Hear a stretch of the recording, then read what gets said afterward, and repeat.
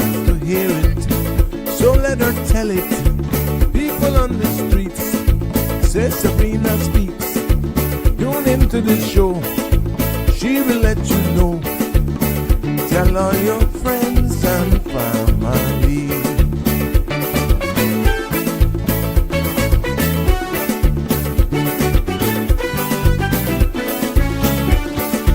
Real talk is no joke.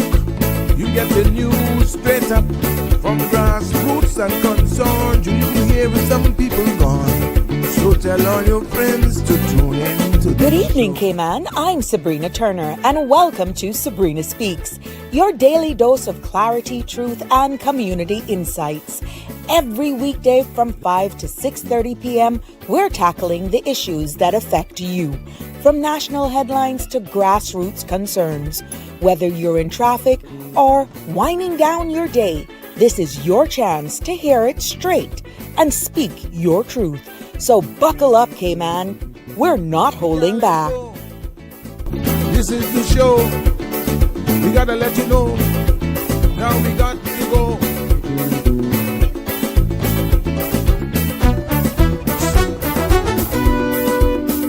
And now here's Sabrina.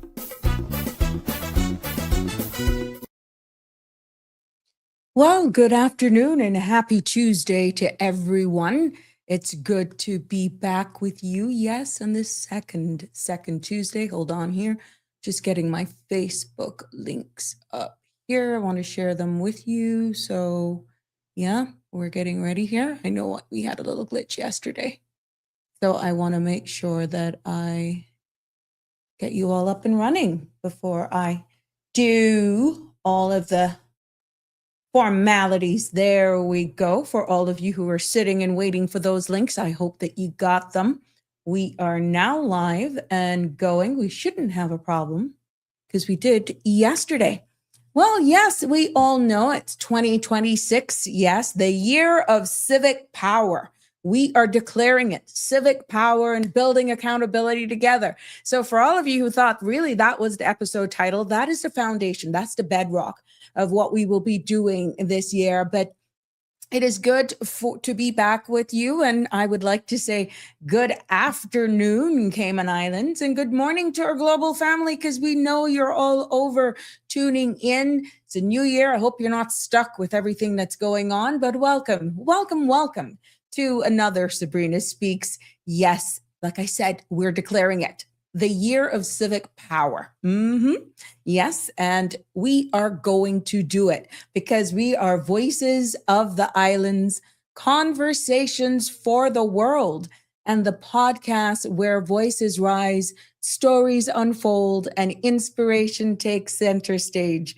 I'm your host, Sabrina. It's good to be back with you on this fabulous, cool Tuesday afternoon here in the Cayman Islands. It's really feeling like good old northwester, but not as strong as we used to having them. I'll give you the weather forecast in a few minutes. I know I overlooked that yesterday. There was just so much to tell you about yesterday. It was so exciting to be back, but we're going to get back into real moving and grooving of things here today, because the content you're about to hear, including any discussions or opinions from myself, guests, and you or the participants, is intended solely for general informational and entertainment purposes. It's not a substitute for professional legal, medical, or financial advice. I encourage you to consult with a qualified professional for specific concerns. Bridge Media Limited and all its affiliates disclaims all liability for any decisions or actions taken in reliance on the information presented. 345-936-8255 is the number to call to be a part of this discussion. And you know our discussions are fluid. You know our discussions are sound. It's relevant. It's topical. It's respectful. And all opinions matter. Yes, every one of you matter. So you may have seen the promotion for today. You know, I'm going to say it. When the lock on sovereignty breaks, the whole neighborhood feels it. I need you to let that sink in for a little bit. When the lock on sovereignty breaks, the whole neighborhood feels it. And today's episode title of the Sabrina Speaks is Your House, Your Rules, Sovereignty Explained. I'm going to do my best, pretty much using this analogy that is relevant with the flyer. What happens when the lock on your front door is broken and your neighbor walks right in? So in this episode of Sabrina Speaks, my aim is to really try and unpack the global shockwaves that we're seeing playing out literally by the second. And even though some may be celebrating, others are outraged. But the deeper question is really, is how sovereignty now is being tested and what that means for us, what that means for the world. We're hearing this word being used. We're hearing it more and more on various platforms, but do we really understand exactly what sovereignty is? And my aim again is to explore from this civic literacy level and why the lock on the door analogy matters for every nation. And then when you look at it from a global double standards context, while there was an emergency United Nations meeting that was ongoing yesterday, you know, the UK even brought it up on the floor of their parliament that leads into the global double standards. And when you look at it, this is a talk worldwide right now and definitely much more regional. Why Venezuela was targeted and why other conflicts are treated differently is what it's appearing. That's how it's looking, right? And then we've noticed as well, at least I've noticed today in my research and preparing for today's episode, that there has been reports now from persons or businesses who sell travel insurance. And we've seen travel insurance spike now. So if you think it's not connected, it just shows how political instability, whether or not you want to see it as instability, but there is some form of instability, is even driving global travelers to protect themselves. And this isn't just about politics. I want to make it very clear. It's about us trying to ventilate here on this space and understand the rules of global neighborhood, what that really means, how pretty much they affect us even here, right here at home. And I'm inviting each and every one of you, as you always do. I want you to join in on the conversation, and I want you to challenge your perspectives. I want to do that and discover pretty much why civics literacy is the shield we all are sharing. This is no different. People like, what the heck? Why are we getting involved in this? Are they even a part of CARICOM? Is Venezuela even a part of CARICOM? Well, the answer is no, they're not. They're not even a partial member state. They're not a full member state. No, they're not.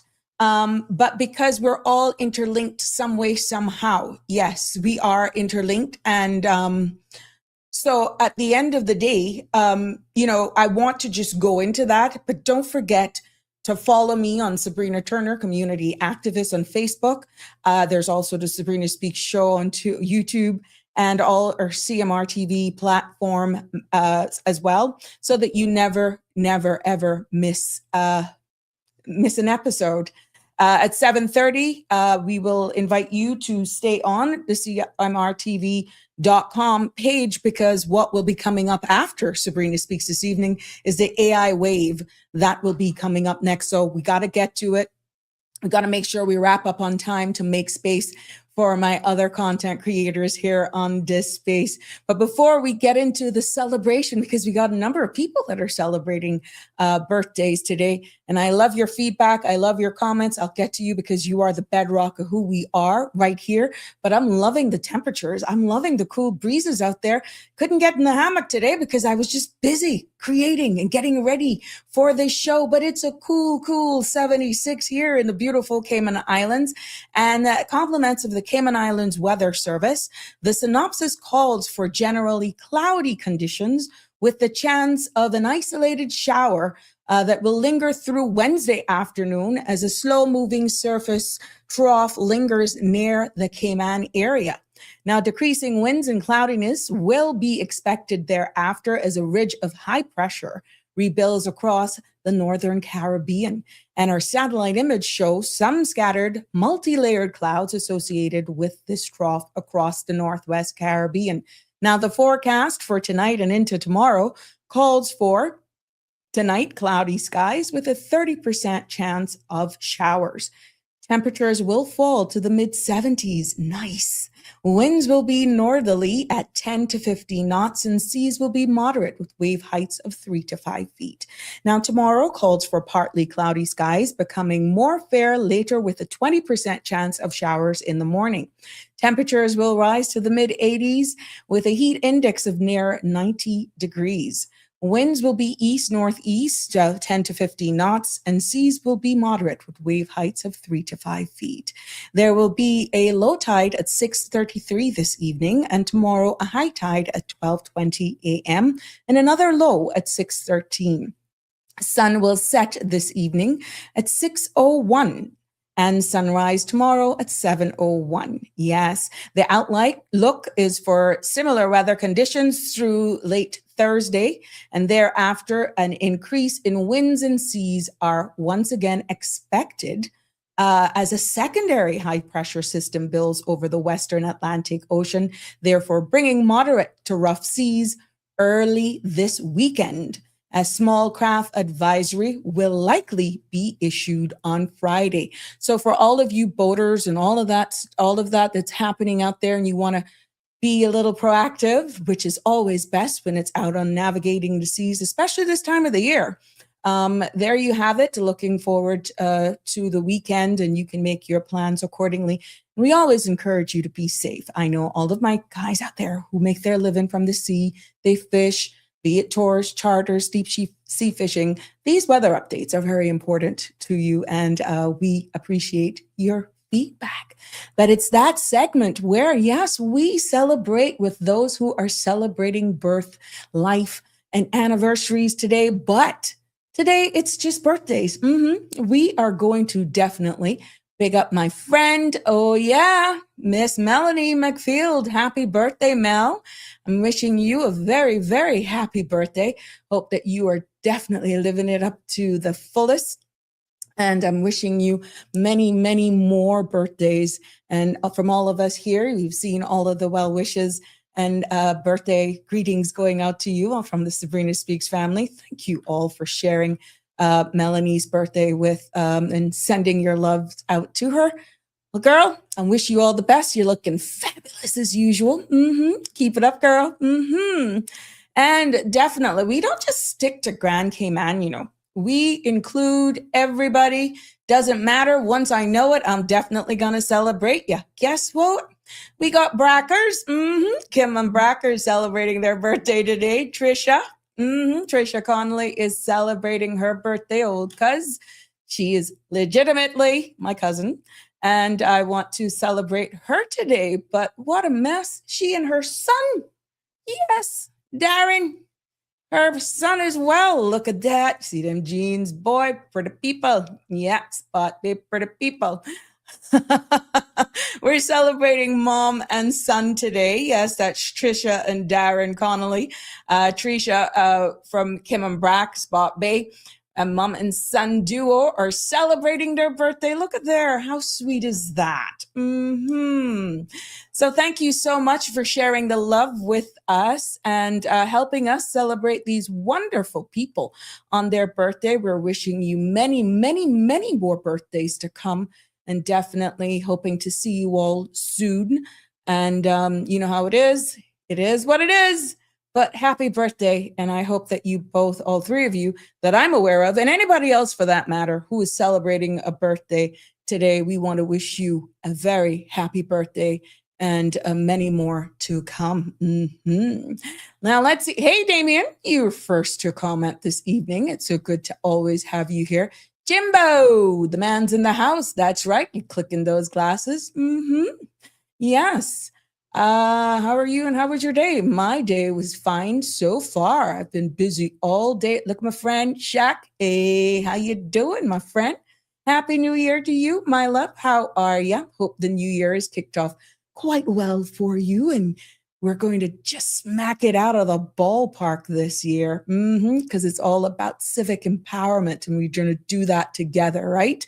Yes. Hey, Carmelita, how are you? Good evening to you, my friend. And as I guess you were going based on the opening that I was saying about the selling of narcotics. Yeah, we'll get into that a little bit. But like I said at the intro, it's not about politics here. We're just looking at sovereignty, breaking it down, and how much of us really know the history behind the resources and the commodities of that country. And more we're hearing about this, is the more I'm getting interested in the jurisdiction. And that is why it is so interesting to see how it's unfolding. Yes. Hi, Iva. Happy New Year's to you too as well. Yeah. Not supplying China with oil is a rule. There we go. So I'm quite sure there's much more going to become. Yes. Carmelita, beautiful weather here. Yes, this is our Cayman version of winter. I tell you what, a couple of us, I saw plenty of people who says, oh, I would live in a cold climate right now. But the other day, oh boy, were they pulling out for their sweaters. They were too happy to pull out for those sweaters. I ain't lying, ain't no shame in my game. I was outside and I was wrapped in my neck. I love it too. Hi, Connie Bonnie. How are you, my love? Yes, it is a kinder, gentler, happy world Tuesday for everyone. Thank you so much for always being so positive. Good evening to you, Donnie. How are you, my love? So good to see you. Livana, I hope you're doing fine. I haven't seen you or heard from you yet for the new year. I know you lost a friend right there in the neighborhood. So yeah, our thoughts and prayers are for everyone who, again, is going through some form of mourning. But yeah, let's get into it. You know, yesterday, just before I think we ended, there was a press release that was given by Her Excellency the Governor. And I don't know, I shared the link here with you because CMR, we posted it up on our Facebook channel.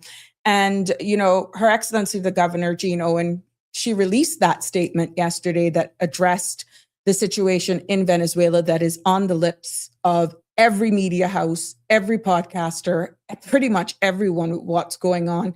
And, you know, in this situation in Venezuela, following what the military action and the capture of that president, Nicolas Maduro.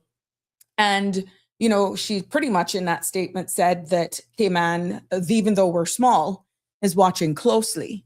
And what Her Excellency the Governor, Ms. Jane Owen, said, she confirmed that the Cayman Islands are closely monitoring developments and that she has already discussed the matter with our Honorable Premier, Andre Ebanks, and that updated the cabinet as well.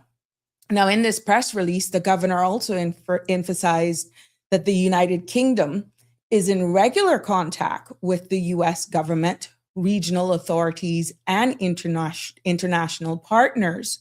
And, you know, the British Foreign Secretary, Yvette Cooper, spoke directly with the U.S. Secretary of State, that's Marco Rubio, stressing that the UK's commitment to international law and the importance of a peaceful, stable democracy in Venezuela. Now, what in this statement of reassurance, pretty much there was a part there where Her Excellency assured the public that the Cayman Islands will continue to track all of the developments and provide updates through official government channels, and that the message is clear with what she says. You know, transparency and preparedness are our top priorities. So when you pretty much look at it, in all that, trying to unpack this, you know, she pretty much in layman's terms is saying that she met with the government, because that's what she is, she does, and discussing with our premier. And, you know, this underscores that at least the Cayman Islands government is being briefed, the elected arm of government, and is being prepared not to be caught off guard. Now, that is what that is. But the key takeaways for us here in Cayman is that, you know, there are a number of things. While we here in the Cayman Islands is not directly involved, instability in Venezuela can affect Caribbean travel. It can also affect trade and security. And where preparedness is concerned, the governor and premier are actively, as takeaways from what she's saying, they are coordinating and showing, Cayman is plugged into the UK's wider diplomatic response as well. And there is a rule of law when you look at that, is that the emphasis on international law, which is what brought me to the sovereignty topic today, and peaceful democracy really reflects Cayman's alignment, however much you think that this has anything to do with us or not. But it really reflects Cayman's alignment with the global norms. And the mere fact that, with the public assurance, she promised that Caymanians will be kept informed through the local channels and in reducing the risk of misinformation. We understand how quickly news travels. There's so much websites, there's so much news channels now that are on podcast things. You can get them in snippets, you can get them in reels, and they're even just snipping instead of sitting down and just listening to large or long press briefings. Even the news, big media houses now are just biting it off in small chunks of what they want to share, and it's easier to digest. So what does that mean for us here in the Cayman Islands? Because it is something that's being talked. It really shows that our government is plugged in, as I said, and that Cayman stands for stability and the rule of law and resilience. So at the end of the day, we just have to be aware, be prepared, and, just like we said, keep it locked to our local channels for all of the latest details. Now, I just wanted to share this with you for a public awareness statement segment. We want to get some more information. It is to be confirmed, and we're waiting for, if it is actually, we have from reliable sources that reported that there are sightings of Mark Golding, a member of the Jamaican opposition here in the Cayman Islands, and that he was spotted. Now, while the purpose of the visit is not yet disclosed, with everything, his presence draws public interest, even given regional significance here with Jamaica and Cayman ties, So, but again, this is to be confirmed. There's just sightings of him. And we don't know. So I'm quite sure at this time, no official details have been released and to be confirmed. So keep it locked. And if we get more information on it, we'll definitely share it with you. But there has been from reliable sources that have reported seeing Mr. Mark Golding here in our beautiful Cayman Islands. Hey, Marshall, how you doing? Good evening to you, my dear. And Jackie Bennett, it's good to have you join us as well. Hope it is great for you over there, Marshall. I know it's cooler here, and we're loving the weather. I cannot even want to get what your temperatures are. I want to share with you and Have You Heard segment, which I've gotten some feedback from you guys, and thank you for sharing that with me, that you really like the Have You Heard statements. It's almost like a little bit of sus. But we're going to keep it real here with you. And as the information comes in, I had to reboot this morning. So there we go. As the information come in, we will definitely be sharing it with you.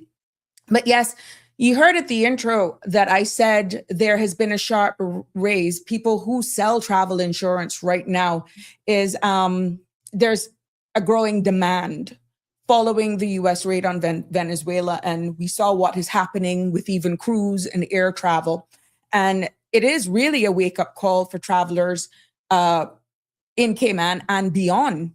Even though with the press release, we're not immediately impacted. We're not immediately impacted. We are still realize that travel can be hampered as people try to get back home. Now, in the wake of this, we have seen where there have been some delays, even cruise, persons trying to get off of cruise and those who are trying to get onto cruise, that they have been hampered because of what is happening. And we are seeing where that now the demand for travel insurance is definitely, there's a growing demand for it, even though it's an additional fee. And for travelers, what they are saying in the feedback, this isn't, again, about politics. It's just about the risk, safety, and the financial protection for those persons. We know in this region of the world, we get a number of people coming to the Caribbean region for holidays to beat the cold, to just get out of the cool temperatures from their countries.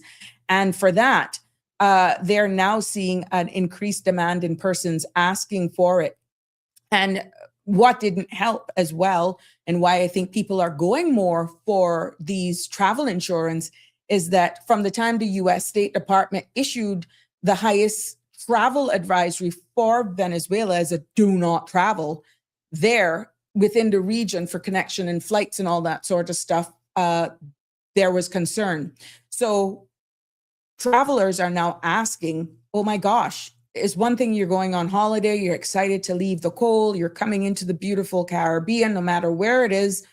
What if this happens to another country while they're visiting, or that they're even visiting? Because we're hearing what is being pushed out from the United States president right now of other countries, and it's not necessarily limited now to the Caribbean region, but the question is real. What if it happens to another country that they're actually planning to be visiting or are visiting at the time? And what we're seeing is, again, insurance companies are definitely seeing an increase and an interest in this insurance that would actually cover, let's say, trip cancellations, God forbid, because we know the travel insurance companies, they have insurance that can also do emergency evacuations and for political unrest coverage. But there's a kicker to that. Not all of these policies, unless you actually read the fine print, will actually cover for political unrest. So there are some tips that you need to really, when you're going to go to buy this additional coverage now, which is another cost, you really need to ask the question, what does it cover?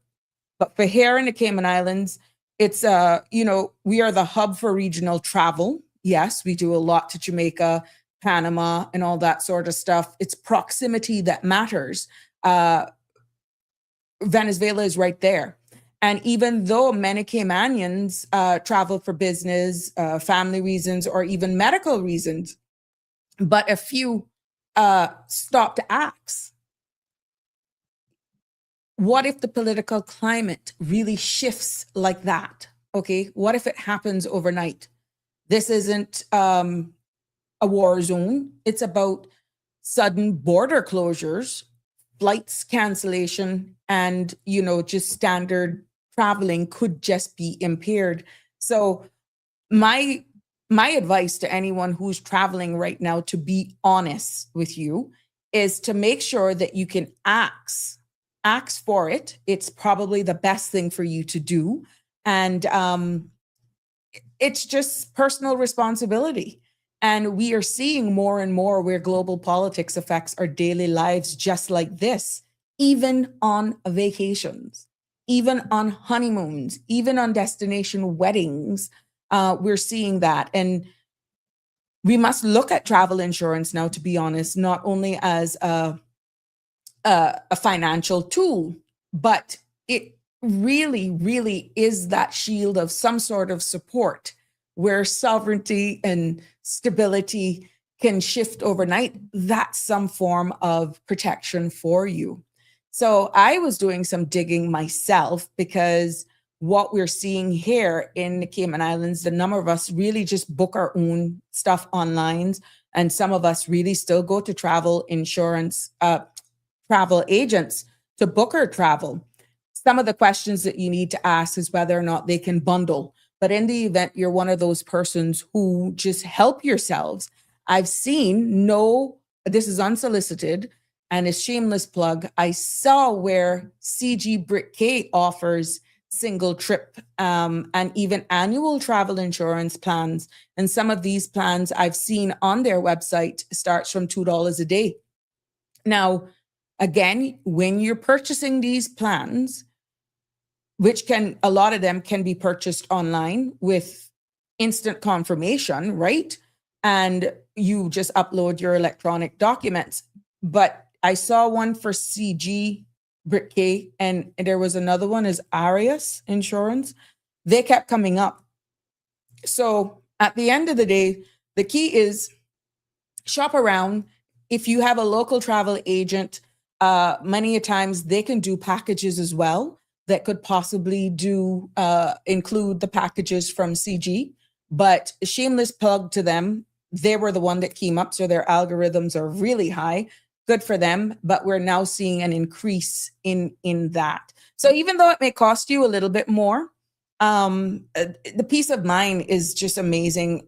But the key is make sure, because of political instability, you got to make sure that whatever coverage you are actually purchasing, that the reason for delay or cancellation of your flight, cruise, whatever, if it's leading because of political reasons, that is one of the reasons why that they will cover. Otherwise, you could be disappointed. But bottom line is, there is a certain spike, there is an increase, and I can see more of that happening. Yes, it is definitely happening. Real Michelle, political insurance fraud. There's a new one. Oh my God, you're something else. How are you today, my love? Cayman is the hub for financial fraud. Look at your bankers. They have butterfingers. Darlene, good evening. How are you, Darlene? Good to see you here with us this evening. Now, I took it upon myself to really just look at the history of this oil. I took it upon myself, and it will all tie into play with the analogy of sovereignty. Okay? It's all going to make sense. Trust me. 345-936-8255 is the number to call, right? I wondered, to be honest with you, and this has been talks on with a number of persons as well, in regards to who does this oil really belong to? Because you're hearing so much platforms, you're hearing so much. Who owns the oil in Venezuela? Right? I'm quite sure all of you are on various news media platforms and you're hearing who owns the oil, who doesn't own the oil, yada, yada, yada. Well, I did some digging. And pretty much what I found is that the oil legally belongs to Venezuela. Yeah, and not the United States. And in that research, I found that, and I'm going to be reading because I want to make sure I'm giving you the facts in what's available out there. The history of the United States and Venezuela, where the oil relations is long. And number of sites have said it's even complicated. And what we're seeing now, contentious, okay? And the US was once, key here, Venezuela's biggest oil consumer. But nationalism, and as we can see now, political tensions and even sanctions, which we have seen, have reshaped that relationship. And here it's repeating itself again. Okay.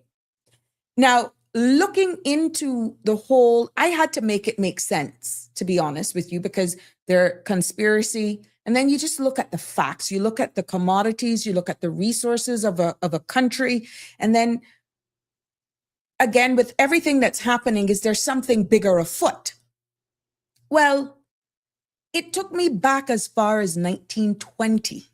Yes, I'm a child of 1974. And I just not going to run with what I'm hearing now. There's always undercurrents. There's always a root cause, which is why I felt to bring it all around, it makes sense for me to look deeper into it.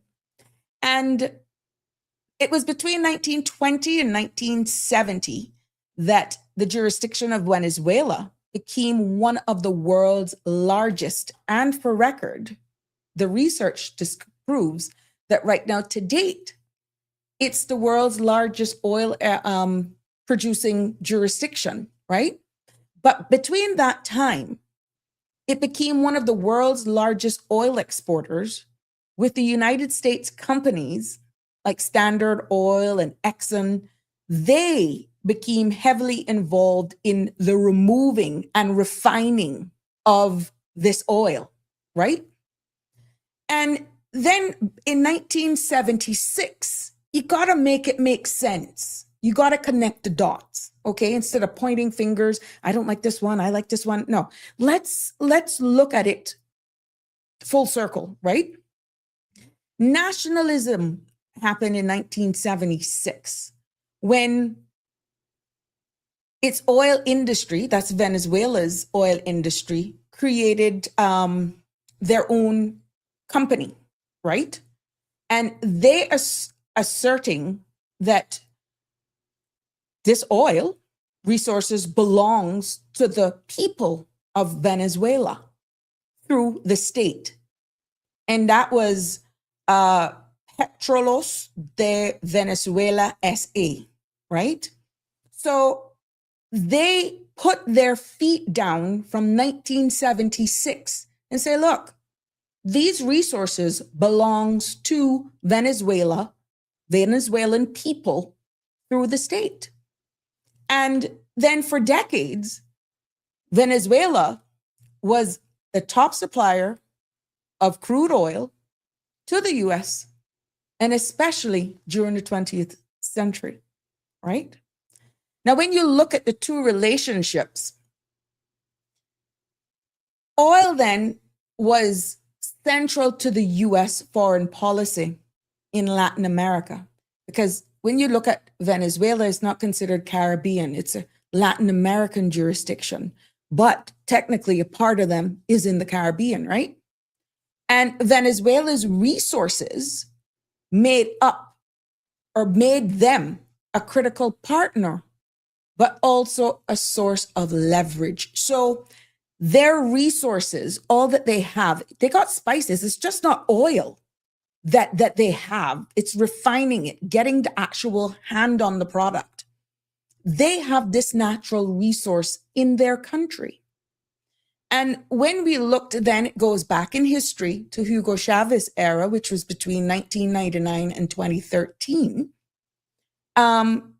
Hugo Chavez, in this research, redirected the oil reserves towards social programs and distance in the research Venezuela from the US influence.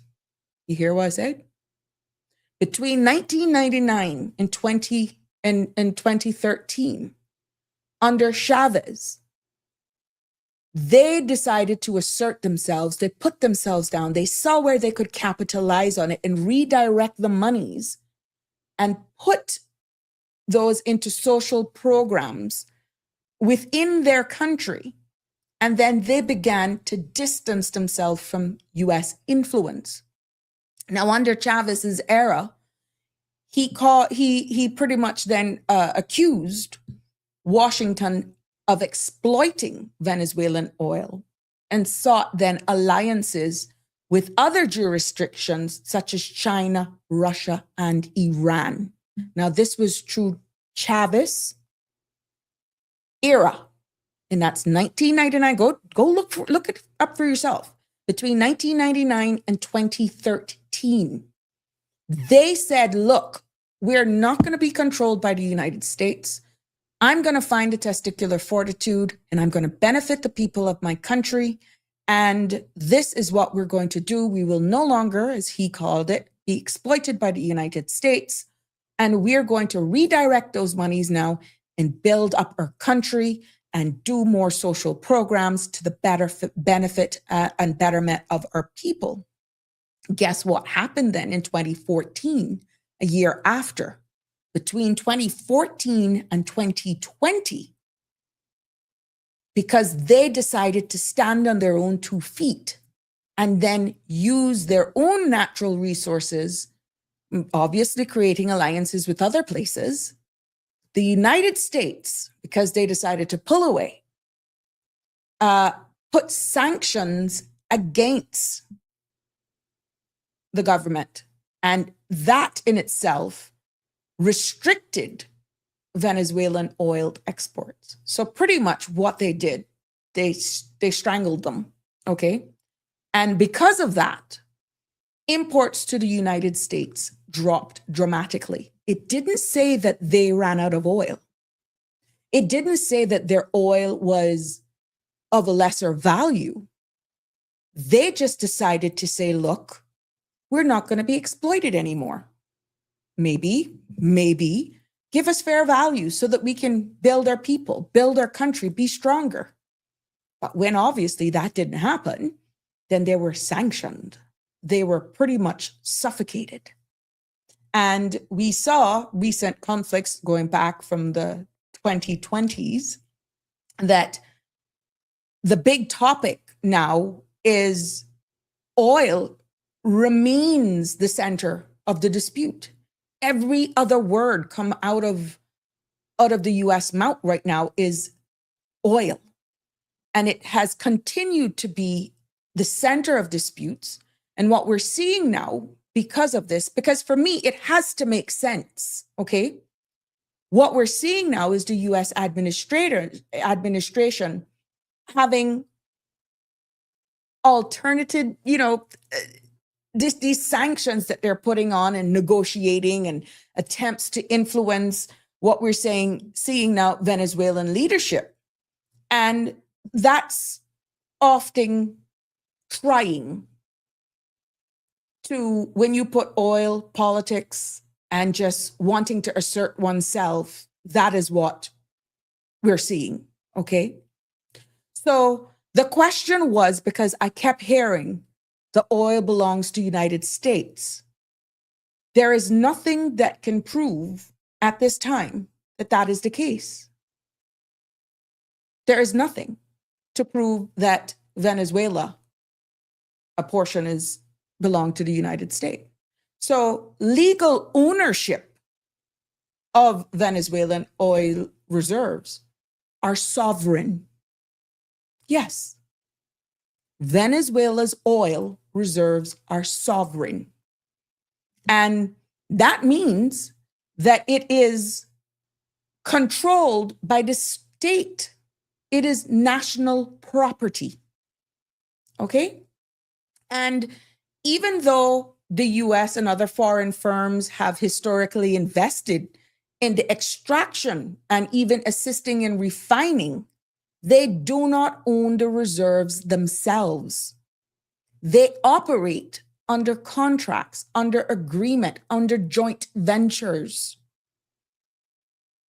And what my research also found was that Venezuela holds 17% of the world's proven oil reserves. The largest in the world globally. And because of that, it makes sovereignty over oil a constant geopolitical flashpoint. Now, some even in the research is saying when you're looking for crude, despite there being how much billion or 1,000 million barrels of this crude oil that they're estimating out there in Venezuela, it's hard to actually refine. It's actually hard to extrapolate, right? But there are risks and there are some realities of being such a rich nation, because literally it is rich with crude, but you got to get it, okay? And Venezuela's reliance on oil reserves makes it very vulnerable to sanctions and market shifts. And I guess standing up to protect what is your national resources has become one of their biggest threats. And when you look then at the word geopolitical and the leveraging and what we're seeing, the United States has historically used oil as a bargaining chip in diplomacy and actually in intervention. So when you look at sovereignty versus access. Yeah. What we're seeing right now is the central conflict is whether Venezuela can freely use its very own oil and their oil wealth for their own country in order to develop, or whether external powers will continue to exert influence. Now, to be honest with you, yesterday was significant because we realize who it's belonged to. But even with all of the complexities and all of that, this whole creation and what they have is really questioning, putting questions on world leaders. We saw where I'm going to try and pull it up here, where at the end of the day, we had even the UK, questioning why and how it was done and who's next. Because at the long part of it, what they're saying in layman's terms, there's something fundamentally wrong with how it was done. Yeah. So really and truly, the question is, if Venezuela is resource rich because of it having the world's largest proven crude oil reserves, and you know how much that is? When I went to look, it's over 300 billion barrels is what they estimate that is actually there. But in this unfortunate case, being oil rich doesn't automatically make that jurisdiction wealthy because of, again,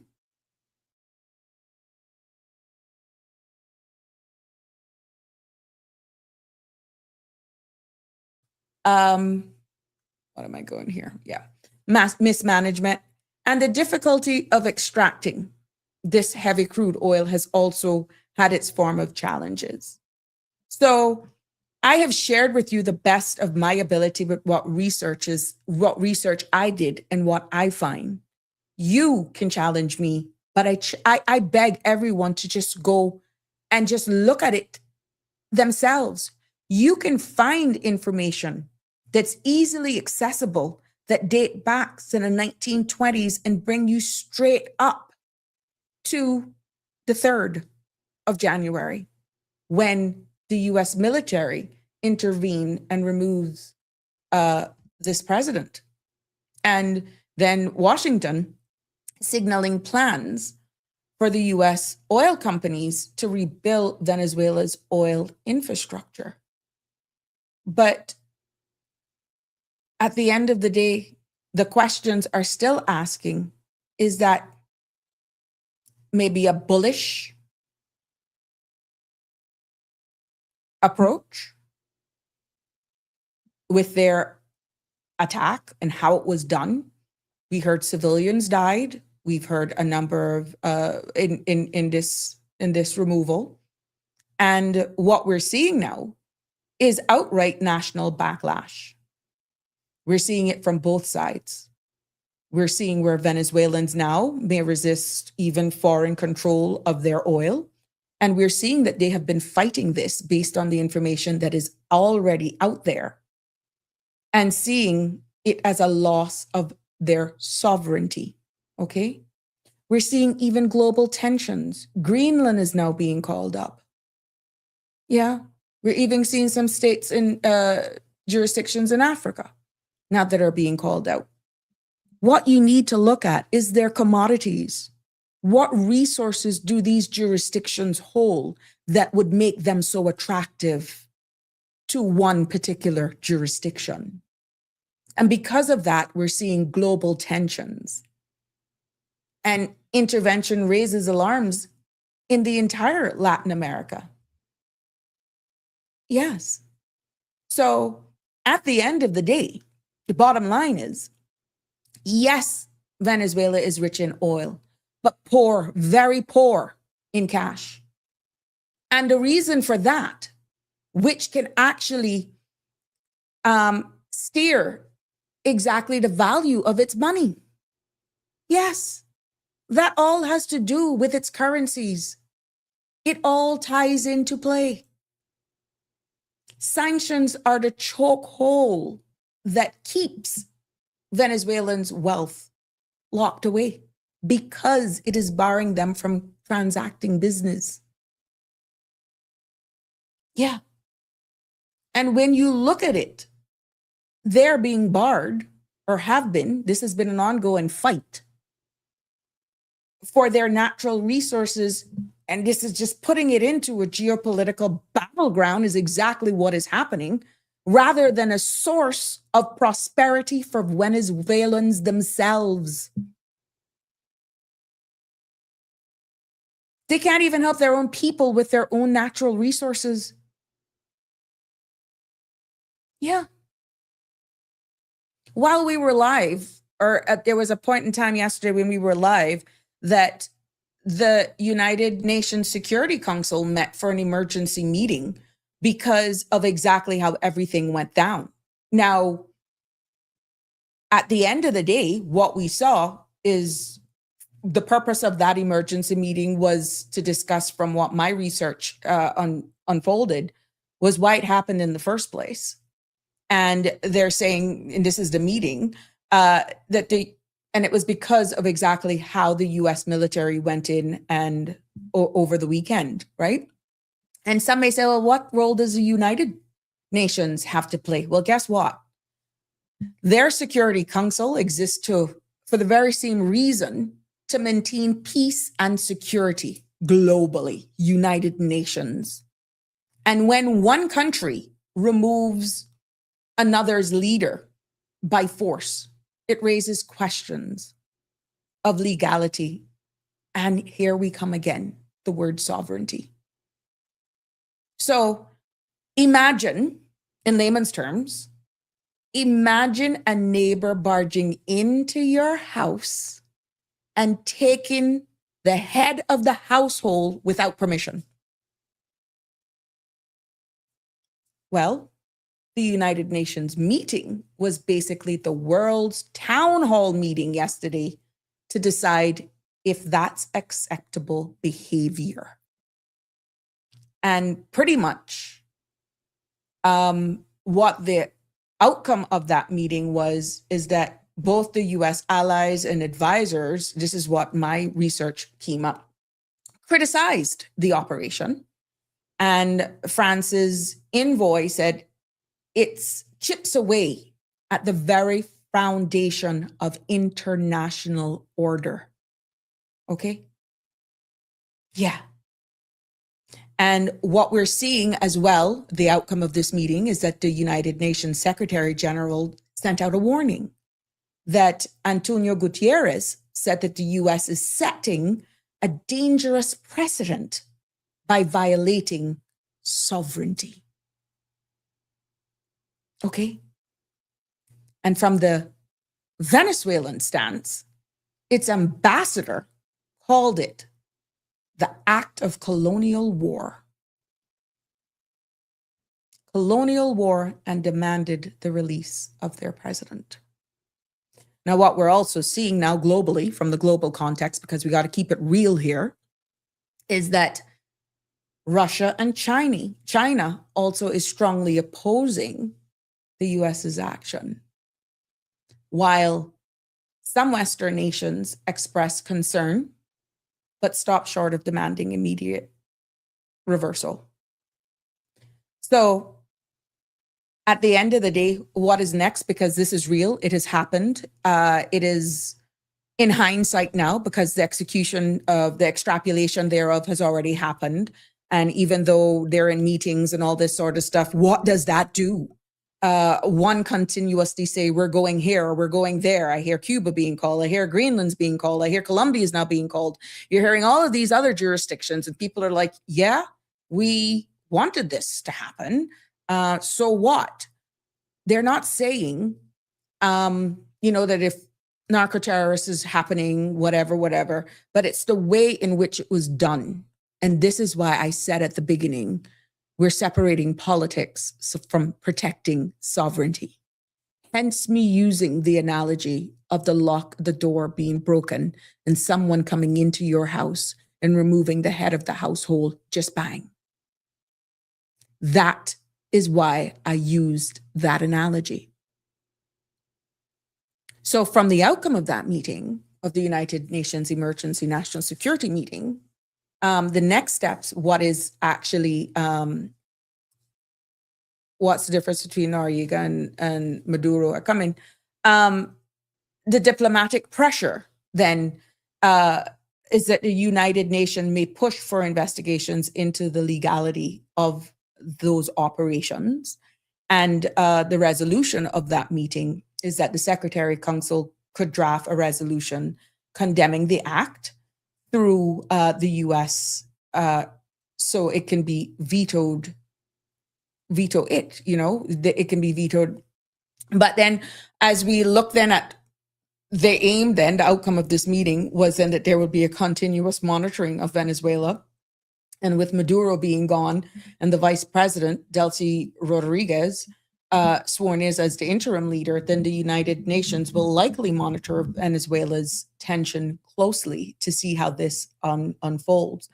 But long term from this meeting is that what we're seeing is that they expect debates over whether international law needs stronger protections against unilateral interventions. So at the end of the day, what we're seeing is that, you could do a mock exercise or you could have tabletop exercises where what if scenarios come up. But guess what? This was not a tabletop exercise. It was said a long time ago and it happened. It was executed and now it's happening. And it's almost like the United Nations now are coming in on a back foot, now trying to clean up, trying to look at different legislation because they're like, holy crap, it really happened. What laws, what international laws can we actually tighten that this won't be a repeat again because it has happened and who's next? So bottom line from all of what is happening is that the United Nations meeting was really about whether one powerful country, as we've seen, can forcibly remove another's leader. And most nations at that meeting said no. And they were all in unison pretty much warning that it breaks the rules of sovereignty. And because of that, the next step is diplomatic, what you would call wrangling or resolutions, even monitoring and pressure. But then the United States veto power means the outcome will hinge on global consensus rather than the enforcement. So it all depends. And what we're seeing because of this, we're having households, we're having the world is somewhat divided, even if you may say, what the heck is Sabrina talking about this when it has nothing to do with the Cayman Islands? Oh, yeah? Think again. The world right now is divided. We have heard at the end of the day how even simple travel has been affected. What if our shipping lines that delivers our food is impacted? Because of where we're located. Yeah, the world is right now divided. And I had to bring it into context, even though going back to 1920 was far-fetched. It makes sense now that we're in 2026 and we're seeing it all unfold. Okay? And the entire principle of sovereignty, because we're hearing this word over and over again, the principle of sovereignty says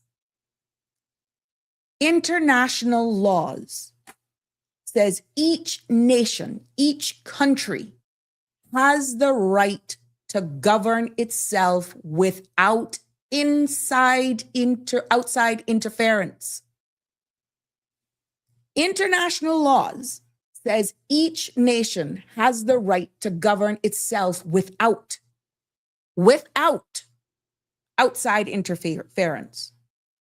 And removing, as we've seen unfolded, a president by force is seen as a direct breach of that very said principle. Yes.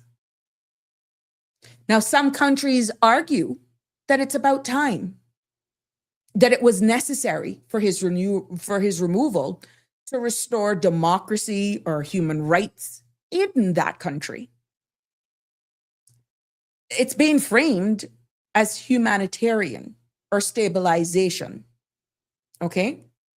And then others warn that if powerful nations, this is the takeaway, can topple leaders at will, no country's sovereignty is then safe.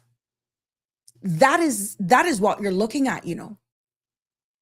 Others warn that if powerful nations can just step in and scoop up and topple leaders at will, is any country safe? That is taking on the characteristic that no sovereignty is safe. Hence, they're saying it's setting a dangerous precedent.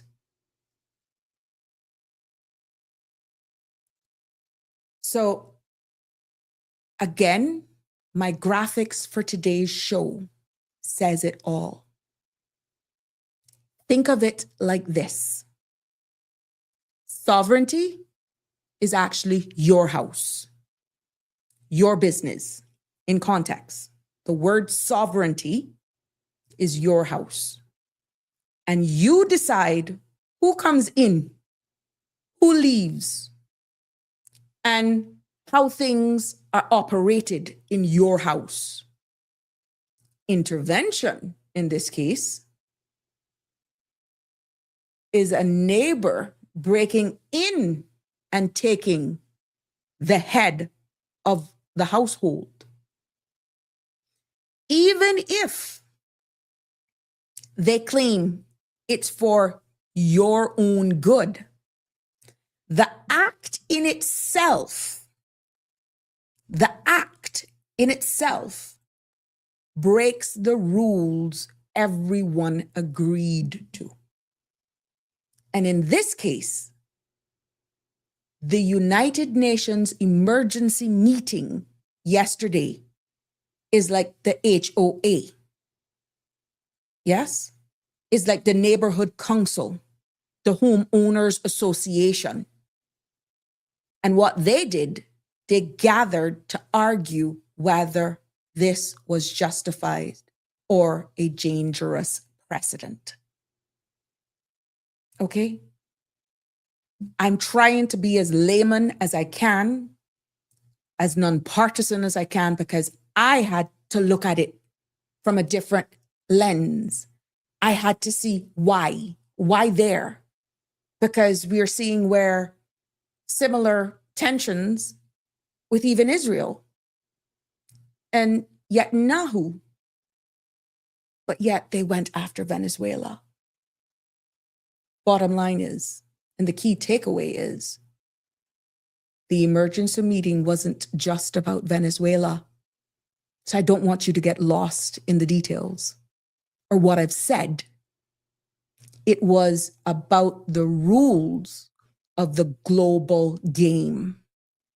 Because if sovereignty can be overridden,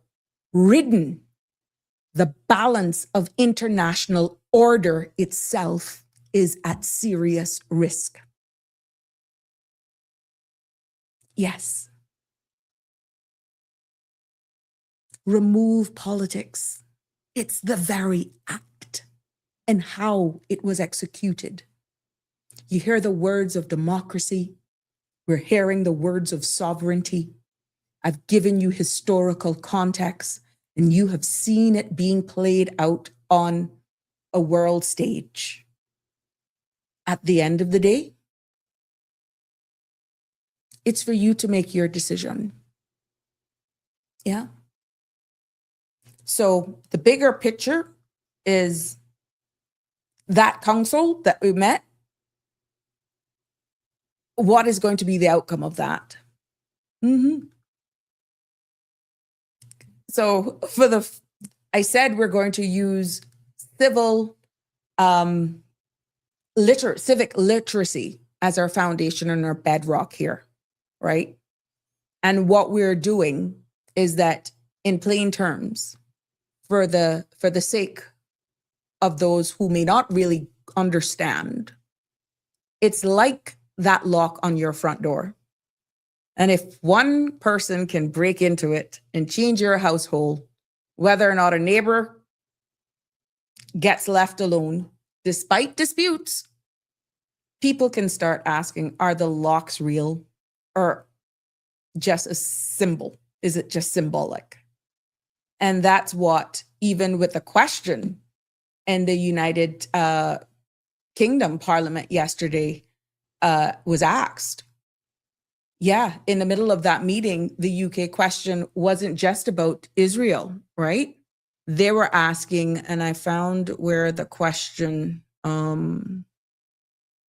was asked, whether or not it couldn't be done to another jurisdiction on the floor of Parliament. And that, it was this Cold War and double standards, I think, is what the term was being used. So Latin America versus Eastern Europe at the end of the day. And we saw what was happening. But even in the case where how one was extrapolated based on the allegations levied against the Venezuelan president, what they looked at as to whether or not that could change the trajectory of the case. At the end of the day, no, it has no bearing. It has no bearing as to whether or not it will change the case. Once the courts in the United States finds him, he has to go through the court system. How he actually gained entrance or how they extrapolated him and brought him on U.S. soil will have no bearing on the actual case, is another finding that I found in it. So at the end of the day, we went from who does the oil belong to, the allegations against, and I don't want anyone getting this whole conversation mixed up as to whether or not I'm pro this leader, pro that leader. No, I am just here, just educating. You're entitled to your opinions and we welcome them. And at the end of the day, you can believe what you want. But I did the research from a neutral, nonpartisan standpoint. And at the end of the day, I'm just delivering my findings to you because I'm hearing there's so much discussions about it, of everything, how it was executed. I had to find out why. We're hearing too that our neighboring country, Jamaica, may have precious metals, gold, and different stuff there. And we're seeing all of the talks even coming out of our neighboring country, Jamaica. And some alliances there of what is being alleged over there with the discussions and the talks. I'm not interfering with any other jurisdiction politics, but if there's a pattern, then maybe there may be some truth to what's happening. Is it really about narco-terrorism, or is it about the country's commodities? That's the big question. I want to try to keep up with some of your questions and comments here, because I just wanted to get it out across. The real Michelle says, the Bill Berger group connected. Keep looking. It's connected. Okay. I believe the oil fields in America belong to Britain. Okay, that was another comment. No, she's waffling, talking absolute rubbish. Oh, you're entitled to your opinion. If you don't like what I'm saying over here, please just drop off. We welcome you to drop off. Yeah. Thank you. Ray says Pirates of the Caribbean. The real Michelle says, look here, oil, where is the gold? Gold is the benchmark value of the US dollar. Tartarian says, we should treat travel these days like hurricane season. Do not travel unless it's essential reasons. Why are people so determined to travel? I have not been on a plane in 15 years and I am fine. Oh, really, Tartarian? Oh, wow. Okay. People, didn't you say rock fever? People travel for a number of reasons, medical reasons, for business, for family vacations, for just general shopping. Now with the ease of even Amazon and shopping and getting stuff delivered here, at the end of the day, you don't have to necessarily travel unless you want to sightsee. And I think everyone, especially from us being in small island development states, we should actually travel to get to see different cultures, to understand and see different way of life. I think it opens our perspective. That's would be my reason for traveling. Get to know other people's cultures. You may say, well, oh gosh, you can research that. It's a total different when you actually go to a different jurisdiction and feel and see their culture, get to know and, actually put your foot on the ground. I think it's a big difference than just researching it. You put it into perspective, bigger. The raids continue to repeat themselves due to the greed of the Western imperialism. Patrick Brake, good evening, everyone. It's good to see you. You think it's oil? Think again. Okay. Hi, Jacqueline. Good to see you. Real Michelle says, sounds like 2 million ounces of gold. Same old song. Tartarian says, they have to sacrifice a little bit of oil for freedom. I don't see much of an issue. It's a trade price for freedom. That's what Tartarian's comment is. Billy says, who is next is the right question. U.S. policymaker Stephen Miller just said it in the real world, whoever has might is right. Global bullying is now the accepted method. Well, you're seeing those lines are being used on other platforms and even come out of other media houses, to be honest. So at the end of the day, let's see. No, Martinez. It's not about the oil. It's about who controls the oil. Oh, gold, dollar. Are you so close? Waking up a bit. Okay, I can see that's Michelle saying something else. Yeah, so I'm really trying my best here to keep up. Damian Henry.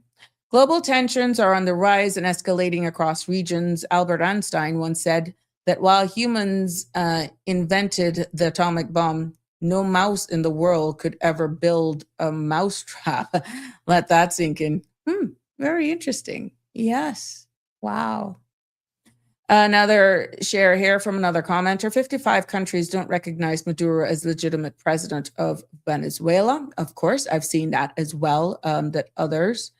And Real Michelle is saying it's also a spiritual war. And Denver, it would be good to hear what is the difference, to be honest, Denver. The raids continue to repeat themselves due to the greed of Western imperialism. I think I read that already. Safety and abundance will be found in your connection with God. This is it, people. What was hidden in the darkness shall be the light. Keith Orr, the International Crime Court has an arrest warrant for Prime Minister Netanyahu for war crimes. Yep. So let's see. We don't know. Hey, Miss Lucille over there in the UK. Thank you so much. Good evening. I'm listening and using my eyes. My lips are sealed. Okay, there we go. The devil divides to create chaos and confusion. Michelle is saying, kaboom, you're pure gold, a real earth angel. Oh, thank you for that. Hey, Shelly, how you doing? With all due respect, this was a legal arrest of Maduro. It was not an act of war. Maduro was indicted in 2020. Why would you condemn this legal action and pain and suffering he imposed on the people of Venezuela? The Venezuelans around the world are celebrating, and you are condemning the legal actions of USA FBI, not the government. You don't have your facts straight. Thank you for your opinion, Shelley. Much, much appreciated. And Maduro charges, yes, a leader, my type of woman, keep shining. There we go. In your analogy, the neighborhood is also intending to empty the fridge and jewelry box and steal the car. Yes, it was just the analogy being used. Raymond Scott is just hearing blah, blah, blah. Check your mic, check your speaker, Raymond. If that's all you're hearing, it's a good thing. Thank you, thank you, thank you. I'm doing my best here. And Keith Art says what he's saying here is Maduro is a criminal. Jim Norris. And let me go here. And to the other side, all may be the center of dispute. However, Chavez is not for his people, and neither is Maduro. They took one of the wealthiest countries and brought it to their knees. We also need to look at who these guys held hands with: China, Iran, Russia, and even Cuba, who have had leaders who want to see the U.S. brought down. 3 of these 4 countries' leaders needs to be kept at bay. And in around the Western Hemisphere, yes, sadly, civilians died. But how many? Okay, I don't see anymore. I can't see anymore. The fields, Jimbo got cut off. Good evening, caller. You're live on Sabrina Speaks. What's on your mind? Hi, how are you doing? I'm fair to fine. Fair to fine. Mm-hmm. I guess now is as good as time as any other for me to get in Oh, trouble. yes, you get right in trouble. Join the bunch. At least we got the label.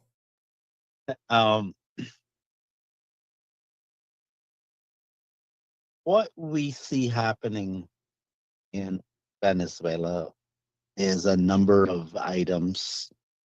One is they were experimenting with socialism. And the problem with socialism is that it promises you the world, but it doesn't really deliver. What it actually does is destroy your country. Just look at what happened in Argentina. And they've been under socialism for about 80 years, and it ripped that country apart. But it causes the country to engage in activity that, well, gets the country in trouble with non-socialist countries. And I mean, who could argue? I'm not saying that this is the entire reason why the U.S. went in and arrested the president. But who in their right mind would just sit there as the country is exporting drugs to your country and killing your people? Who would just sit there? Correct. Just on that one item alone, you're in a lot of problems. And yes, you can argue about how they did it. And if I would touch on that point for a little bit, what I would say to myself as I think about the criticisms of the number of people who died in Venezuela during the campaign that arrested the president.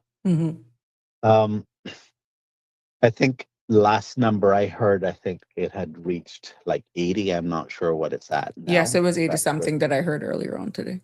It was dead. Okay. And you might ask yourself, well, was that really necessary? Was it worth it?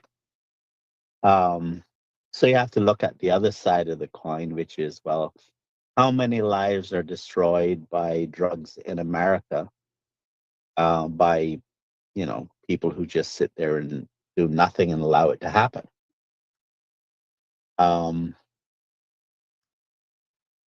The people I hear criticizing the deaths, they're okay with millions of babies being senselessly aborted in America on a daily basis. So it can't be that it's over the loss of human life that they're really concerned. Mm-hmm. That seems irrational to me for them to be taking that position. So it has to be some other reason why they are upset, Mm-hmm. which brings me back to this idea of socialism. New York just voted in a socialist for mayor. Now, he promised that he would make transportation in the form of public transportation free. But what actually happened was that the price of taking the subway went up, Mm-hmm. and he has only gotten started. I guess he couldn't fulfill the promise. Right. I guess it is like when you actually on a campaign trail say, this is what I'm going to do, elect me, I'm going to do this. And when you get in, you're sworn in, and then the books, you're able to see the belly of the beast are opened up. You're like, irks. Oh boy. Well, the problem is that, anyone with any sense wouldn't have to actually see the books to know that Mm-hmm. everything has a price. And the price can't be free, right? Because somebody else has to pay for what is free, right? Mm-hmm. So, I mean, I'm going to just tell you point blank how I think about the people who voted for Mom Donnie in New York. I think they're stupid. I think history is littered with examples of why socialism fails, littered with them. If you're in a country with as many universities and access to information as America is, and you do not understand that socialism is a problem, man, you're in a seriously bad situation. Mm. Now, the reasons you hear thrown about in the mass media about why they went in, those things are part of it. But what is the real reason they went in? I asked that question. What's the answer? I'm not getting it. And it's clouded. Well, It's shrouded well, because of narco terrorists. That's what's out there. That he was well, wanted for different crimes, and there was a link that Shelley shared. There's a number of that, makes, reasons. And that's why it's complex. that makes it easier for Trump to do. But I don't think that's the main reason why it was done. You have to look to history when you want to think about what's happening in current events. Look at what happened in Iraq. One of the things that Iraq was toying with doing was selling oil in its own currency. And they were invaded. Gaddafi in Libya wanted to do the same thing. And he was taken out in a heartbeat. There is a term that everyone needs to be familiar with. It's called the petrodollar. Essentially, it is something that grew out of the aftermath of the last World War, in which I think I no, pulled no, up something on that. But go no, ahead. You go ahead. it's not a law per se, Uh-huh. but it's just a convention where the agreement was um, countries of the world would buy the US dollar Mm-hmm. and then use the US dollar to buy oil on the on the global market. Okay. That's the concept of the petrodollar. But if you think about that what that means is that that has tremendous benefits to the American economy And not because it places its currency in extremely high high. demand, Right. right? And it gives the country a lot of leverage in a lot of ways, which Mm-hmm. is one of the reasons why criminals would not want to be subject to it because of the embargoes and so forth that could flow from that. Because if the US would say restrict your access to US dollars because you've decided to do something that they're not happy with, Mm-hmm. then it obstructs your international trade with the oil that is in your country. And so the reason why America went into Venezuela isn't so much that America wants to get its hands on American oil, I mean, on the Venezuelan oil. It's that when Venezuela nationalized the oil industry, they in part, not all of it, some were from other countries, the oil companies that were there um, mining and refining the oil, some of those companies were American companies, and they were not fully compensated by the Venezuelan government when they nationalized the industry. And in other words, American companies lost money. Mm-hmm. So the way things work in America is when big business is upset with what has happened to them, they go and they finance politicians to run for Congress and Senate and even president and say, we want this issue addressed. And so um, that usually ends up in embargoes and all sorts of restrictions on a country when Congress takes on the issue or even the president decides to take it up as an issue. The same thing happened with Cuba. Cuba nationalized a lot of properties that were owned by not just Americans, but it included Americans to the tune, I think, of about I think it was like $11 billion worth of property they weren't compensated for.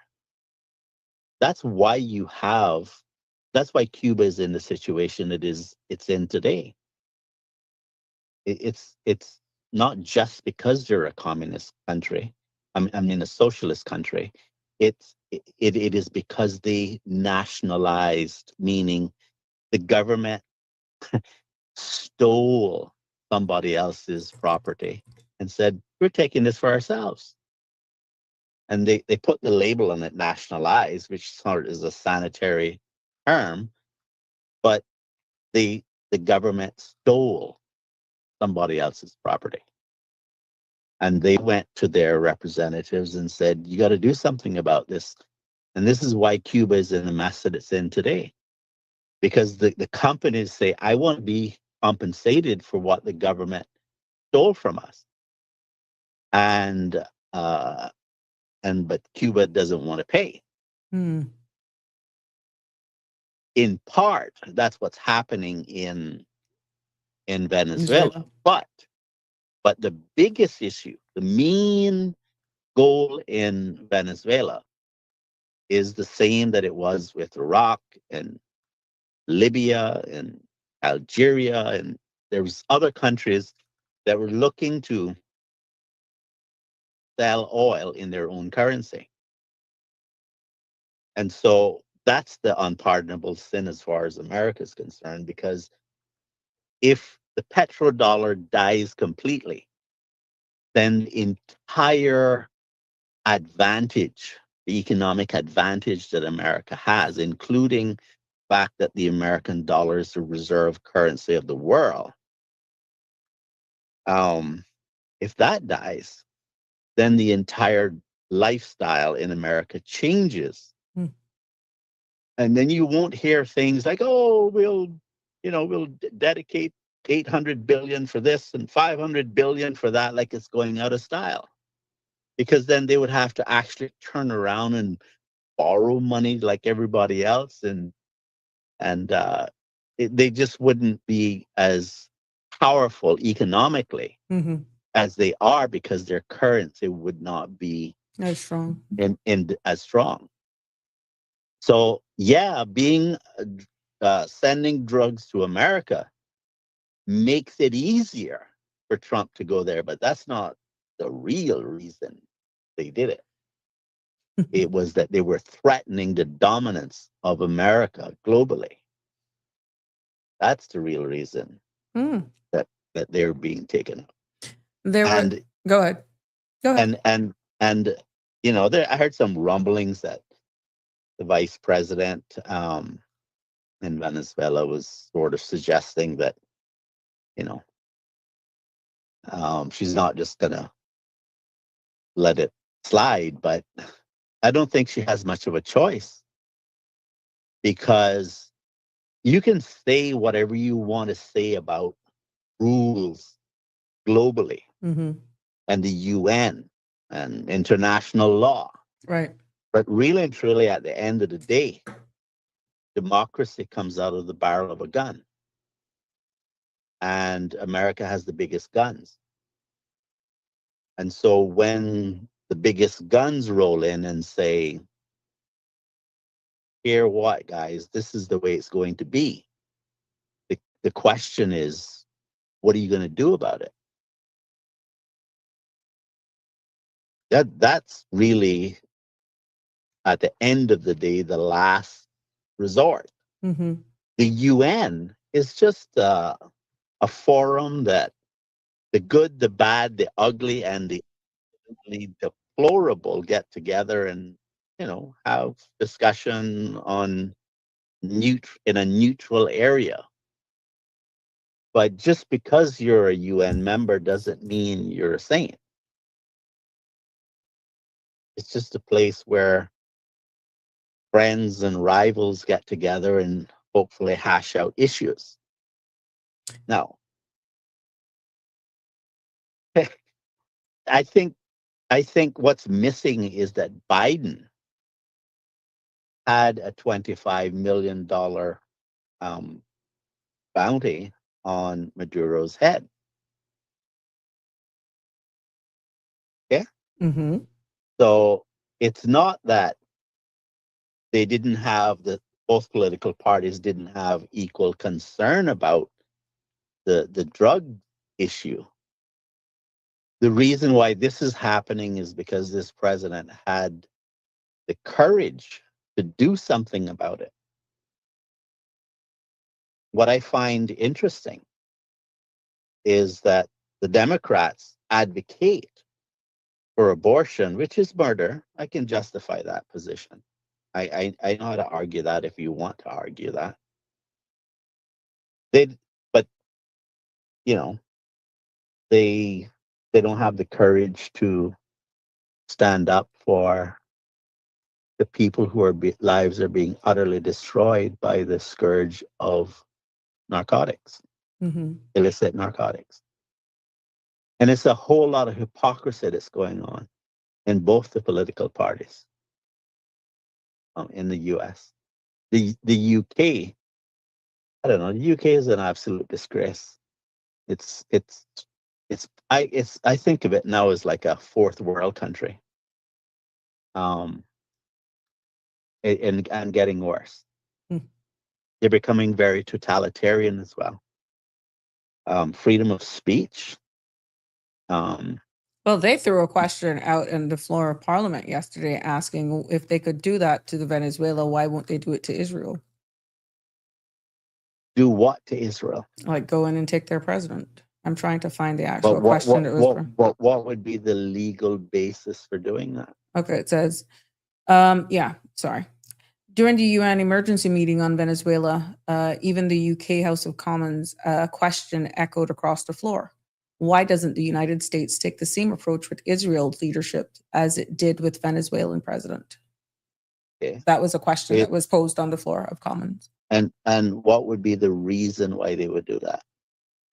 I guess they're trying to say the same force that you use for Venezuela. Why don't you do that to Israel? Because it's a similar at the context. Go ahead. Netanyahu Mm-hmm. is trafficking drugs to America.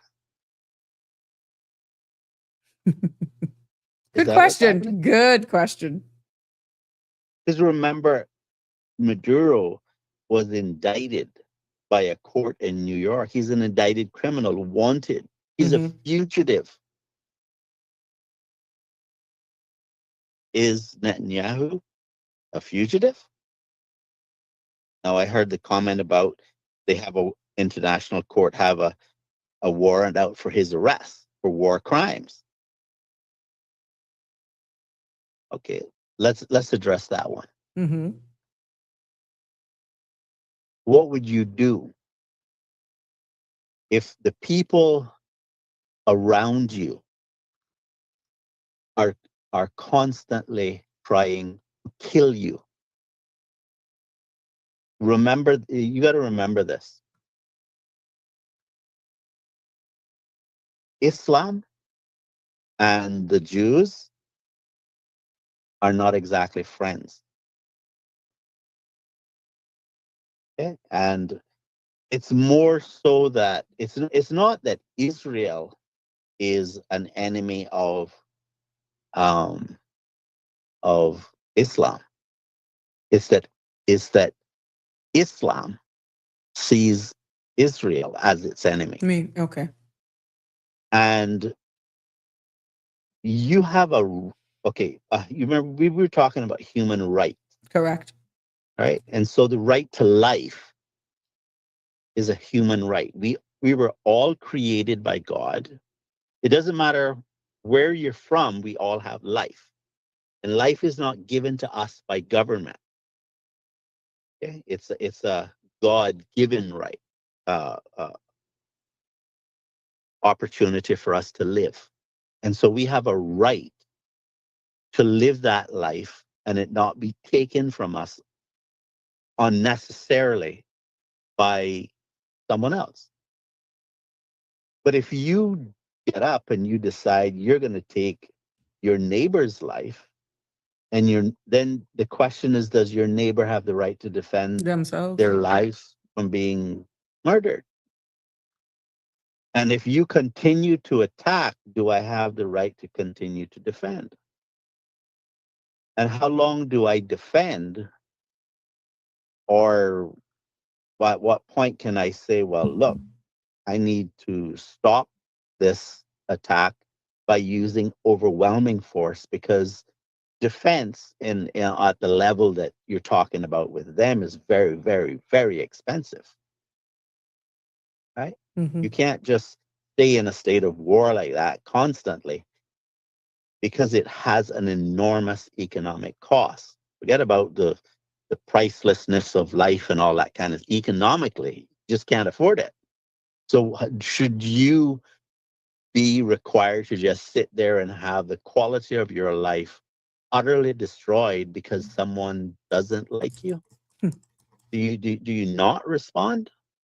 Of course you would respond. Of course you'd respond. Yeah. And so let me tell you where that brings us to. I bet you if you were to take a poll in Israel and you asked the question, if it could be absolutely, and I put emphasis on the word absolutely, guaranteed that nobody would attack Israel if Israel agreed to a two-state solution, I would be venture to guess that everyone in Israel would prefer that Mm-hmm. than to war, because war has a lot of uncertainties associated with it. Correct. But what the problem is that you can't guarantee that. Mm-hmm. And the reason why you can't is because the Quran makes it so that Israel is the enemy. Okay? They're the sworn enemy. And so you'll hear people say, well, but that's just a fringe minority. No, it's not that simple. Here's the nuance. If you ask anyone who's a Muslim, do you believe the Quran is the uncreated word of God? They will say yes. And so if they're allowed to kill non-Muslims because they're considered infidels, Mm-hmm. even if someone is a Muslim and doesn't personally feel like doing that, you couldn't get them to criticize that policy that's in the Quran because they consider that the word of God, and they wouldn't dare criticize God. So they'll remain silent as the quote minority kill infidels. There was a So comment, Denny, that when you said about the there it is. AJT Campbell says that was when you were talking about the fee for the MTA, the subway fees were yeah, was yeah. risen. They provided some more context. Yes, the subway fare did increase to $3. This happened on January 4th, rising from $2.90. It was planned. Modest hike approved by the MTA board in September of 2025 to keep pace with inflation and operating costs. Now, they said that multiple sources, including the New York Times and Gothamist, CBS New York, and MTA's official site, also confirmed this change affected subway, local buses, and other services. So this new elected leader, Zoran, did not officially raise the fares. He became the mayor. Yeah, I agree with that. But let's see him reduce it to zero. Because of what he campaigned on is what you're saying. Yeah, Yes. yeah. Hence Make the make it reason make why it you said what you said. Okay. yeah, make him lower it to zero. I bet you he can't do it. You see, when he won, he immediately said, you know, we told you to stop sending in donations. Well, we want to resume that. Come on, send them in. You know why he wants the donations? Because he knows that everything costs money. Mm-hmm. And he thinks he's going to run New York by people donating money so that he could give it to people so that services could be perceived as being free. Free. But there's the saying is real. There's no free lunch. There is no free lunch, right? And the people who supported him will live to regret it if he tries to do what he actually promised. Because it's not affordable. Like, Mm-hmm. all right, let's just say, for example, that you could get. Let's just use a simple example. Water falls out of the sky for free, Mm-hmm. right? But do you get pipes in the ground from Georgetown to East End for free? No. There's a Who cost. manufactured the pipes? Mm-hmm. Who put them in the ground? The infrastructure, Who the has to labor. maintain them? Mm-hmm. Where do you get the force to push the water from Georgetown to East End? Mm-hmm. There's a cost Like, associated with that. everything has a cost. And if you're a voter in New York and you think that things are for free, trust me, you need to wake up. That is so unrealistic, it's not even funny. I mean, that's like elementary stuff. Mhm. Um, so so Venezuela is about so when Trump looks at Venezuela, he's saying, look, people are thinking that America wants to steal Venezuelan oil. Eh, that's not necessarily what's being said. What's being said is you may have the oil, but do you have the infrastructure and the expertise to extract the oil and to bring it to market at a price that could make all elements of that production profitable, Mhm. right? Well, a lot of that has been destroyed over the years in Venezuela. And what um, is being said is that the companies that do extraction and refining Mhm. around the world could help Venezuela gain access to it. Just Because like how water falls out of the sky for free, but how do you get it to all of the places that it didn't fall? yeah. Right? It costs money. And so somebody's got to spend the money to get the oil out of the ground. Which they Now say is quite difficult. From all I then looked into that because you keep going down yeah, different rabbit holes. Apparently, that is one of the biggest, most complex type of dredging, I guess you would call it, for oil is trying to get crude. It's yeah, quite complex. it is. You remember a while back when they were selling fuel to Jamaica and other countries at discounted. They were saying that it was a discounted rate. People here on the island was saying, "Look, the price on the pump in Venezuela is 15 cents a liter. Mm-hmm. We should be able to have cheaper fuel."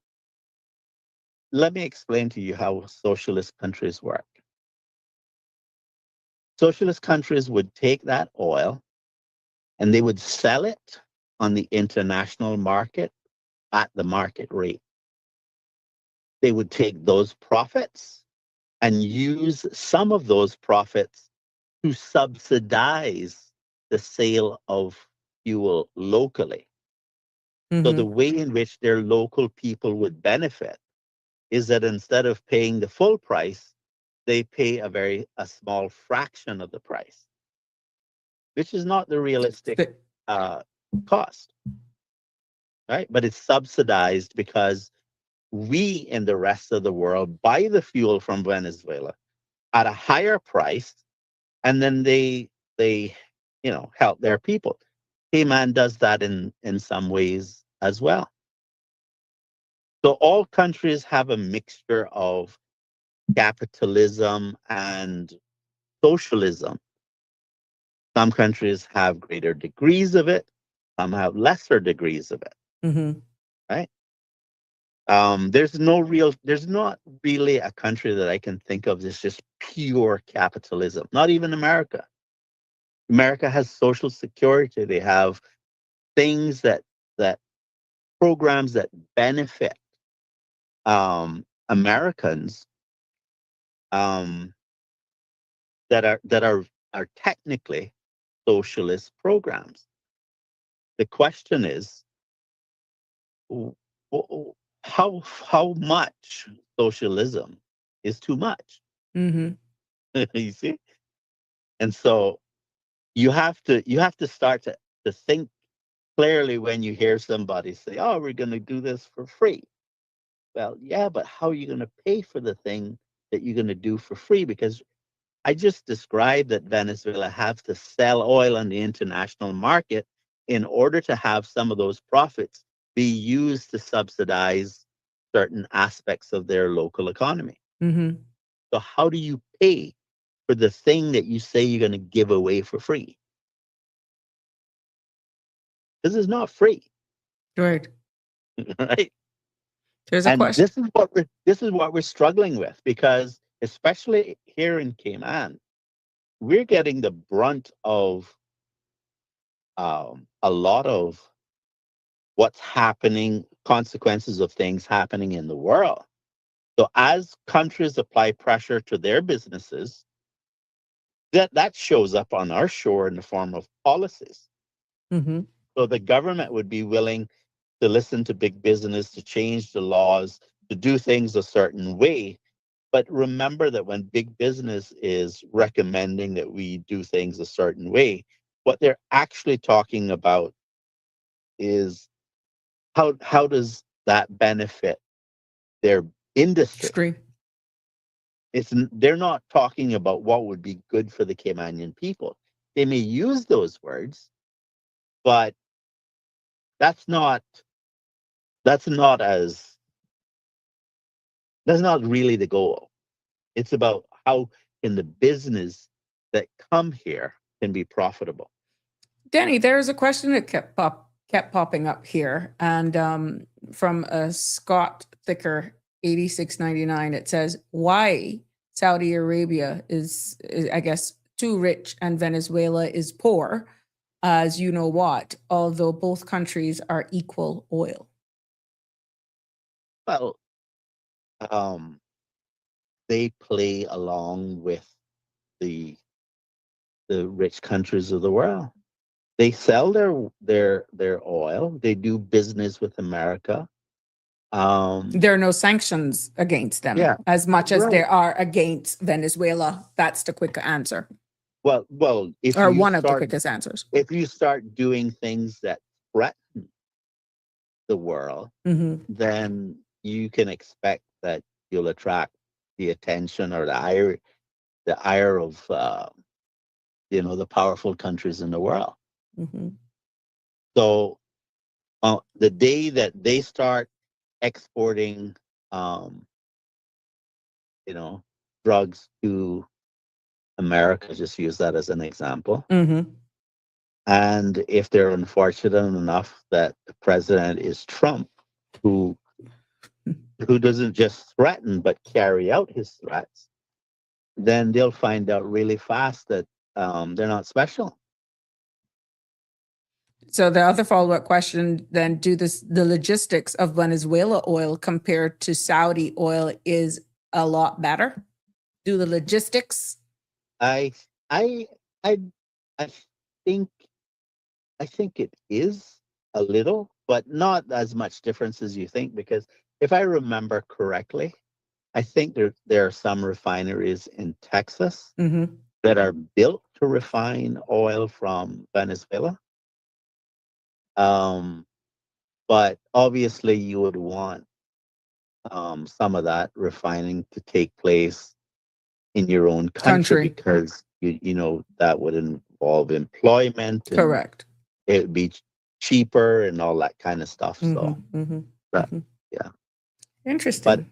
but I don't I don't know all of the variables, but you might think of oil as oil, but there is sweet crude, and then there's crude that is not sweet. I can't remember the term for it. Mm-hmm. But you have to build a refinery for the type of oil that you're refining. And we just got breaking news that Trump now is just saying Trump wants to buy Greenland rather than invading. This was just breaking news that it popped up on my screen, and that was a statement made by Rubio. So he no longer wants to invade Greenland. Trump wants to buy Greenland. That's the latest news just popping up. You may have heard it in the background. That was what just popped up. No, I actually didn't hear it, but but I mean, I don't think just invading the country to take it over the way things used to happen a long time ago would go as smoothly as it did back in the day, so to speak. Well, why would the term rather than invade be used for Greenland? It's a choice of words. Well, I think I'm playing devil's advocate. I think that's a counter for those who are suggesting that that's what he wants to do. Mm-hmm. I don't remember him saying that he wants to invade them. like I'm trying to think about, did I hear that somewhere? And I can't recall. Well, as I said, it's just developing. It just popped up on my No, Google what I Chrome mean feed. is I get what you're saying. I when would he was look first more. elected. Yeah. Okay. Yeah.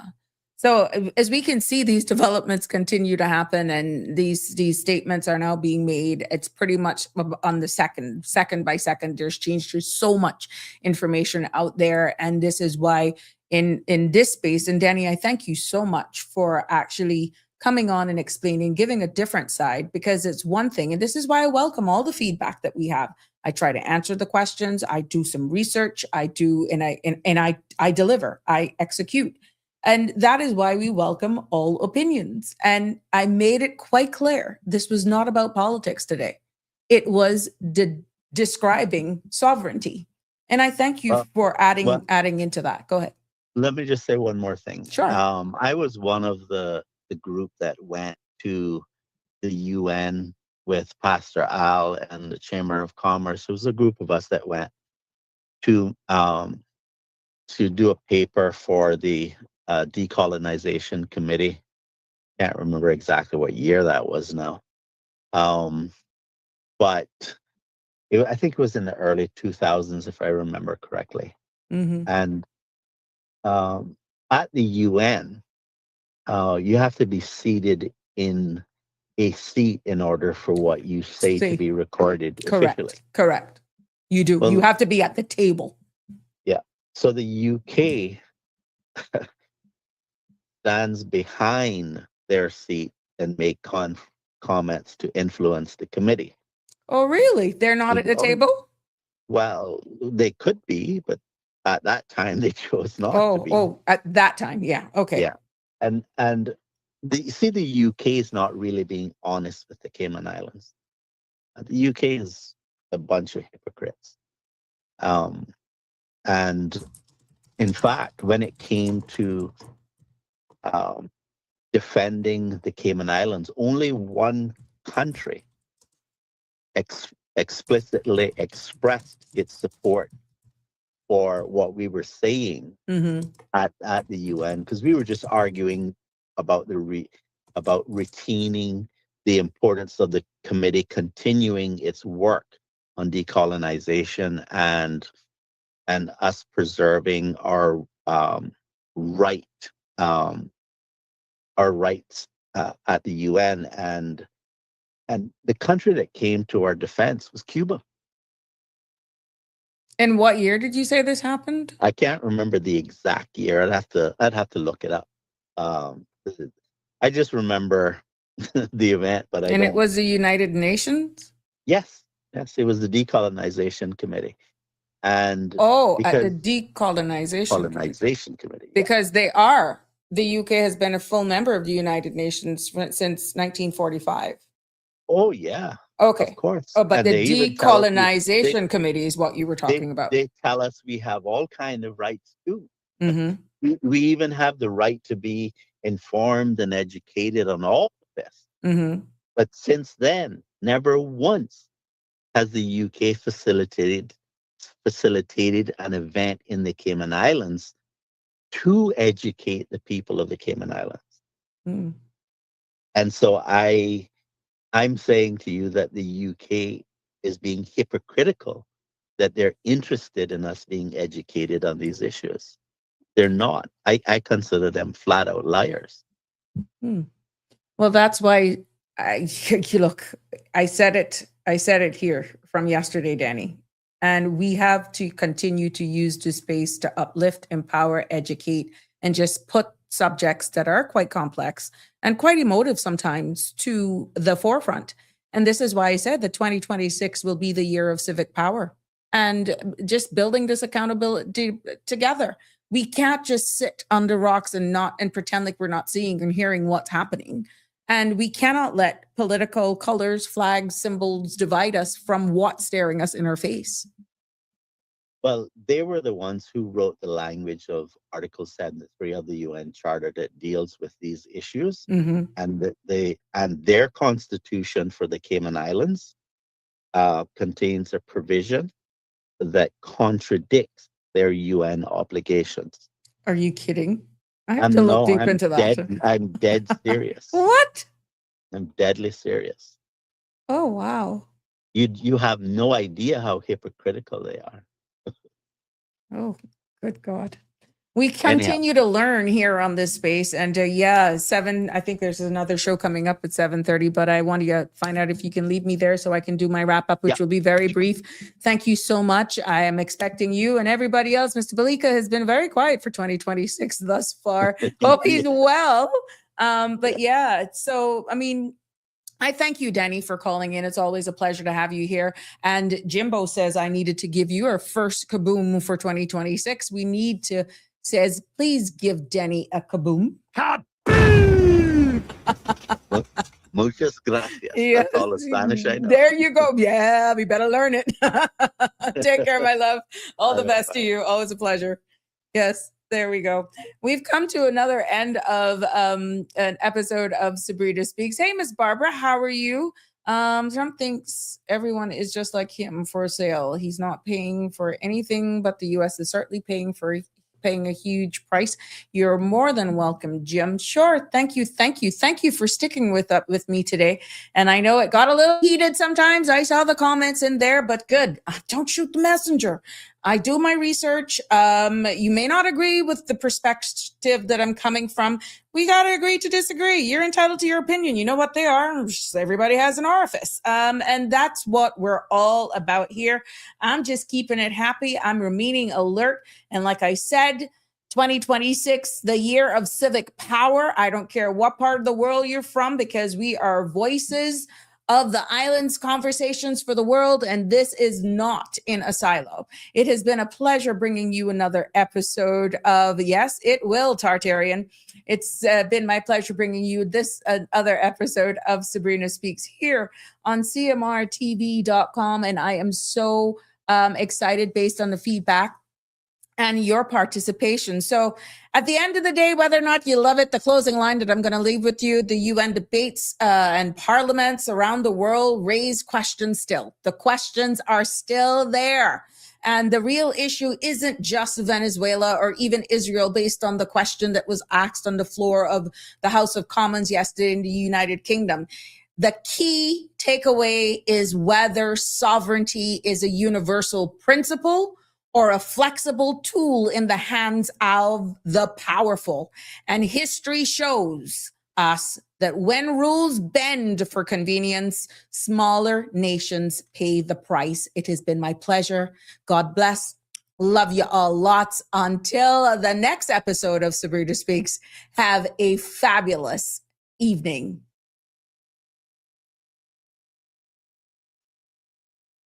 That's a wrap for today's edition of Sabrina Speaks.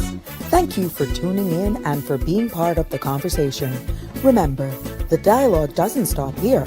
Stay engaged, stay informed, and most importantly, stay empowered. We'll be back tomorrow at 5 p.m., same time, same place, right here on CMR TV and radio, where your voice matters and your truth is heard. Until then, K-Man, take care of yourself and each other. That's it for today's edition of Sabrina Speaks, where your voice matters, your story counts, and your truth is always welcome. Join us weekdays from 5 until 6:30 p.m. right here on CMR TV as we dive into the topics that matter most to you. Catch the show live or on demand at cmrtv.com. And don't forget to follow us on Facebook, YouTube, and Instagram so you never miss a moment. Until next time, stay informed, stay engaged, and always speak your truth.